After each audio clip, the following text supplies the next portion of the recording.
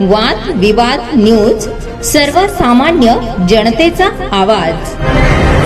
जनतेच्या मागणीला यश. पिंपळनेर नगर परिषद प्रभाग क्रमांक 5 मधील गुजरी परिसरात गटारीच्या कामाला शुभारंभ. पिंपळनेर नगर परिषद प्रभाग क्रमांक 5 मधील गुजरी परिसरातील नागरिकांची अनेक दिवसांची प्रलंबित मागणी अखेर पूर्ण झाली असून पावसाळ्यापूर्वी गटारीच्या कामाला अधिकृतपणे सुरुवात करण्यात आली. या कामामुळे परिसरातील साचणारे पावसाचे पाणी, अस्वच्छता व आरोग्याशी संबंधित समस्या मोठ्या प्रमाणात कमी होण्यास मदत होणार असल्याने नागरिकांनी समाधान व्यक्त केले आहे. या कामासाठी प्रभाग क्रमांक 5 चे नगरसेवक आरोग्य सभापती प्रशांत कांतीलाल बागुल तसेच नगरसेविका मनीषा संभाजी ढोले यांनी सातत्याने पाठपुरावा करून प्रशासनाकडे पाठपुरावा केला.